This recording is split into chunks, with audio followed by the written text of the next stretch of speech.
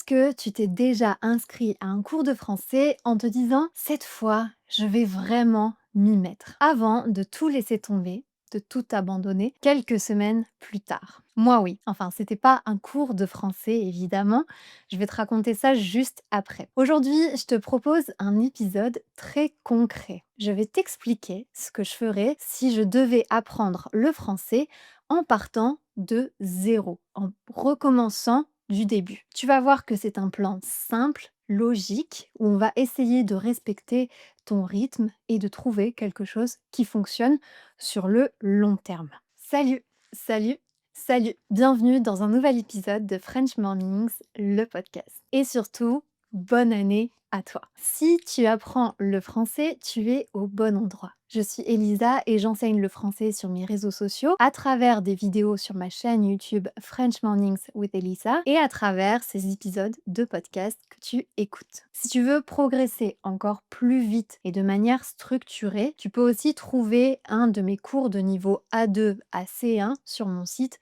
frenchmornings.com. Avant de continuer cet épisode, je t'invite à télécharger le PDF gratuit qui contient la transcription et le glossaire. Il te permettra de mieux suivre et de mieux comprendre cet épisode. Le lien est en description. Je vais t'expliquer mon échec de ces dernières semaines. En septembre dernier, j'étais vraiment hyper motivée. Je me suis inscrite à un cours en ligne d'arabe marocain. C'est une langue qui compte beaucoup pour moi parce que c'est la langue de ma grand-mère.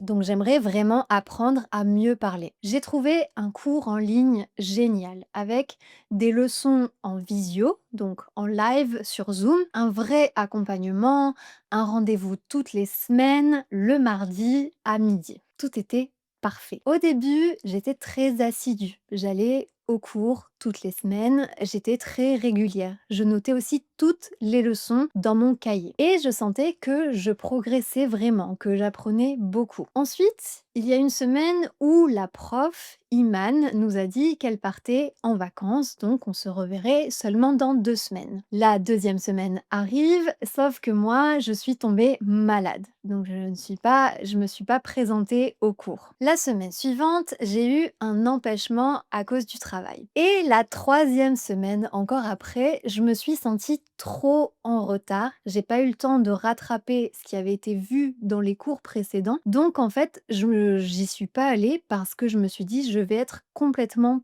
perdue et ça servira pas vraiment que je sois là. Donc la morale de cette histoire, ce n'est pas parce qu'on commence avec beaucoup de motivation qu'on va réussir à tenir sur le long terme. Dans la vie, il y a ce qu'on appelle des aléas, c'est-à-dire des imprévus, des choses on ne savait pas que ça allait arriver et ça nous a empêchés de faire ce qu'on avait prévu de faire. Dans mon cas, c'est la vérité, c'est que j'avais surtout surestimé mon temps et mon énergie. Et pourtant, j'adore vraiment apprendre des langues. Aujourd'hui, je vais te donner ce que je considère comme le plan idéal pour intégrer le français dans ton monde, dans ta vie, en partant de zéro. On va voir vraiment à partir du niveau A0, débutant total, et ne pas te sentir dépassé comme moi j'ai pu l'être. Voici donc ce que je ferais si je devais apprendre une langue en partant de zéro, comme c'est le cas pour moi avec le Darija marocain. L'étape numéro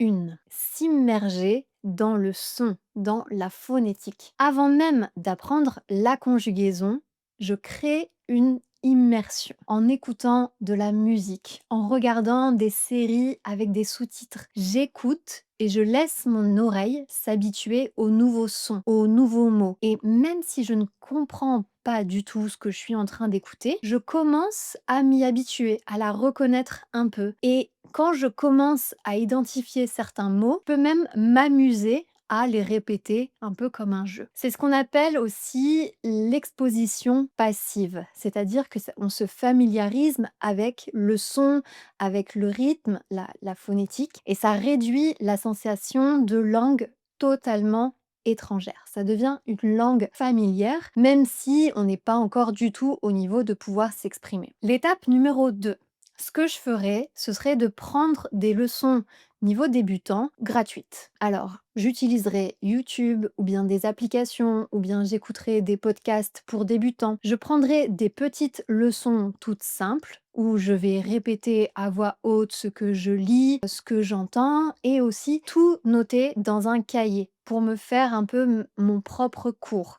Ça serait ma base où je vais construire mes premières compétences linguistiques. Ce qui va compter ici, c'est la cohérence dans la progression. On va commencer par le présent. On va commencer par des choses très faciles sans essayer de sauter des étapes et de passer à des choses qui sont dans les niveaux plus avancés. Donc ça, ce serait ce qu'on considère comme le niveau A1. Et je considère qu'au niveau A1, on peut travailler seul. Il faut faire attention peut-être juste à la prononciation. Mais pour tout ce qui est apprendre à se présenter, parler au présent, faire des phrases négatives, poser des questions, c'est quelque chose qu'on peut, je pense, trouver facilement en ligne et qu'on peut apprendre seul en un petit mois si vraiment on arrive à se motiver. Et à partir de là, on peut passer à l'étape numéro 3, qui est de suivre un cours de niveau A2, donc débutant avancé entre guillemets en ligne. Pourquoi? Parce que à partir de ce moment-là, on a besoin de structure, on a besoin d'une vraie progression logique. Si tu cherches un cours de niveau A2 en français, tu peux retrouver le mien sur mon site frenchmornings.com. Donc, avec une structure, on va être sûr de couvrir tous les sujets qu'on doit maîtriser, toute la grammaire, toute la conjugaison, tout le vocabulaire à maîtriser au niveau A2 pour pouvoir ensuite progresser vers le niveau B1. Si tu es quelqu'un qui a l'habitude d'apprendre des langues, peut-être qu'à ce niveau-là, un cours en ligne, c'est pas quelque chose qui est nécessaire pour toi. Peut-être que jusqu'au niveau A2, tu peux continuer à apprendre un peu tout seul de ton côté. L'étape numéro 4, toujours au niveau A2, c'est de débloquer l'expression orale. Quand tu commences le niveau A2, c'est vraiment le moment où il faut commencer à avoir des conversations. Donc au niveau A1, on peut tout simplement répéter, s'entraîner à parler tout seul, à se présenter. Mais il faut ensuite avoir des conversations. Ce qui peut être intéressant ici, c'est de prendre des cours de conversation en ligne, que ce soit sur des plateformes, il y en a beaucoup, je vous laisse chercher, ou alors sur des plateformes qui permettent de trouver un partenaire linguistique. Donc ça peut être quelque chose de gratuit où chacun veut apprendre la langue de l'autre. Mais l'idée ici, c'est vraiment de plus avoir peur de parler et de prendre l'habitude de parler. Ne pas avoir peur de se tromper, ne pas avoir peur de recommencer, ne pas avoir peur aussi de demander à l'autre de répéter parce qu'on n'a pas compris. Dans ces situations-là, qui est toujours important et qu'il faut garder en tête, c'est de prendre du plaisir. Donc le principal, c'est de choisir le prof avec qui on va se sentir bien, avec qui on aura envie de reprendre des leçons. Le prof ou le partenaire d'échange, peu importe. Mais une conversation, c'est d'abord un moment humain. L'idéal, c'est de recommencer le plus souvent possible, donc il faut que ça se passe bien. On passe à l'étape numéro 5 maintenant, qui est le niveau B1, le niveau intermédiaire. C'est le moment où tu peux vraiment comprendre beaucoup. Donc, qu'est-ce qu'il faut faire au niveau B1? Il faut évidemment continuer à consommer du contenu en français, que ce soit de la musique, des podcasts, des vidéos sur YouTube. Tu peux commencer peut-être à écouter des youtubeurs français et à écouter des podcasts peut-être aussi à destination d'un public francophone, même si tu ne comprends pas tout. Encore une fois, c'est toujours cette idée de s'exposer le plus possible. Mais au niveau B1, il faut encore travailler la grammaire, la conjugaison et ici aussi, un cours en ligne, ça peut aider à suivre un parcours structuré. Donc, vous pouvez aussi retrouver mon cours Objectif français B1 sur mon site internet. L'idée au niveau B1, c'est vraiment de prendre confiance, de réagir, de donner son avis, de d'écrire aussi d'une façon peut-être un peu plus libre, même si au niveau B1, c'est encore normal de chercher ses mots, de faire des erreurs, mais on sent qu'on arrive à s'exprimer un petit peu plus. L'étape qui est un peu plus difficile à atteindre, c'est l'étape numéro 6 dans notre progression et c'est celle du niveau B2. Souvent, quand on apprend une langue, on va stagner au niveau B1, c'est-à-dire qu'on va passer des mois et des mois à ce niveau parce que, c'est difficile d'atteindre un niveau où on peut s'exprimer tout en étant entièrement soi-même. Même si il nous manque du vocabulaire, même si, voilà, on fait encore un peu quelques erreurs. Mais le niveau B2, c'est ça. C'est vraiment se sentir soi-même quand on s'exprime et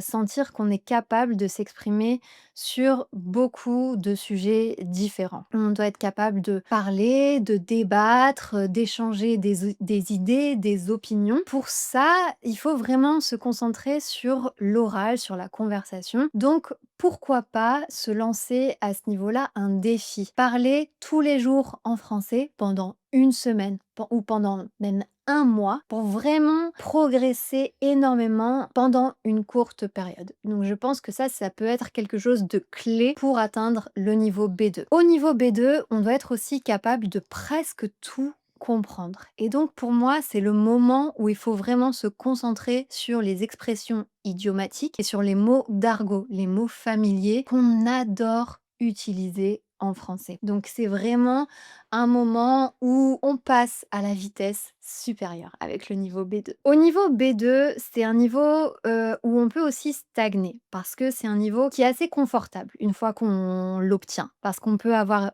des conversations, parce qu'on peut s'exprimer sur tout un tas de sujets, on peut avoir des conversations avec ses amis, avec des personnes qu'on ne connaît pas. Donc c'est un niveau qui est suffisant pour pouvoir dire qu'on parle couramment. Mais on peut encore aller plus loin si vraiment on veut être capable de s'exprimer avec nuance, avec précision, à exprimer ses idées de façon claire et d'être certain que la personne à qui on parle a compris exactement ce qu'on voulait dire. Et donc pour ça, il va falloir atteindre le niveau C1. Et ça, c'est notre septième étape. Au niveau C1, comme je le disais, on s'exprime avec de la nuance, avec de la précision. Et pour ça, on a besoin de beaucoup de vocabulaire. Au niveau C1, on est aussi capable de produire des textes sans faute d'orthographe ou presque. Même si, encore une fois, tous les Français font des fautes et moi y compris. Il faut toujours se relire. Au niveau C1, on doit aussi pouvoir suivre des documentaires sur des sujets complexes, pointus, ou bien des articles de presse avec un niveau de langage beaucoup plus haut que ce qu'on a l'habitude de lire. On va trouver assez peu de contenu éducatif pour atteindre ce niveau en expression orale et écrite. Pour atteindre un niveau C1, je recommanderais encore une fois la combinaison cours en ligne et cours de conversation. Parce que le cours te donnera le contenu avancé nécessaire qu'on a tendance à pas vraiment aborder dans les cours de conversation. J'en ai beaucoup pris pour les langues que j'apprends et je sais qu'en général, on aime bien parler de son quotidien, de choses assez classiques, mais qu'on aborde peu des thématiques du niveau C1 en conversation. C'est pour ça que si tu apprends avec du contenu, du cours en ligne, par exemple objectif B2 ou C1, qui sont des thématiques de haut niveau, de niveau avancé, tu peux ensuite en parler avec ton binôme de conversation ou ton prof de conversation et avoir des conversations d'un niveau plus avancé. Dans mes cours objectif français B2 et C1, on se base toujours sur des leçons autour de conversations authentiques, mais sur des thèmes avancés pour vraiment, vraiment progresser. De toute façon, ce dont il faut se rappeler, c'est qu'une langue, on n'arrête jamais vraiment de l'apprendre. Parce que même moi qui suis française et qui parle français couramment, il y a toujours de nouveaux mots que j'apprends, il y a toujours de nouvelles règles que j'apprends, parfois avec beaucoup de stupéfaction, parfois je trouve que ça n'a pas toujours de sens, mais elles existent. Donc on en apprend toujours sur une langue et c'est quelque chose d'assez perpétuel en fait. Et ça doit être un mode de vie plutôt qu'une mission de courte durée. Donc avant de terminer, je voulais te rappeler quelque chose. Peut-être que tu as noté ce que j'ai dit ou tu peux le retrouver encore une fois dans la transcription gratuite en cliquant sur le lien en description. Ce plan d'attaque, il a l'air parfait sur le papier. Mais il faut garder en tête qu'il ne faut pas surestimer le temps qu'on a. Moi, par exemple, j'ai voulu apprendre l'arabe marocain, le darija, j'ai voulu améliorer mon portugais, j'ai voulu commencer à déchiffrer, apprendre à déchiffrer les hiéroglyphes. J'avais aussi d'autres cours, il fallait que je travaille accessoirement aussi pour French Mornings. Voilà, j'avais ma vie sociale à côté, mais il fallait que je voie mes amis et cetera. C'était vraiment trop. Quand c'est trop, il y a forcément des choses qui passent en bas de notre liste de priorités et dans mon cas, malheureusement, ça a été les langues que j'avais envie d'apprendre. Donc je te conseille d'équilibrer ton temps, de façon à ce que ça n'arrive pas. Et même si tu apprends lentement, c'est toujours mieux que d'essayer d'apprendre trop vite et un peu de se brûler les ailes. Quand on dit se brûler les ailes, c'est qu'on a voulu trop en faire, qu'on a voulu faire trop de choses et qu'on n'y est pas arrivé. Alors pour terminer, je te souhaite, pour cette année 2026, une année pleine de succès, en français principalement, mais je te souhaite, surtout évidemment une année en excellente santé. Une santé physique, mentale, émotionnelle, à toi et à tous tes proches. Je te souhaite de prendre soin de toi, de choisir évidemment un rythme réaliste et de continuer à apprendre le français qui est vraiment une belle langue, qui sera une très belle aventure. Pour t'aider, je te rappelle que tu peux télécharger le PDF gratuit de cet épisode avec la transcription, le vocabulaire important à retenir et même un quiz de compréhension. Tu trouveras le lien en description et je te dis à très bientôt.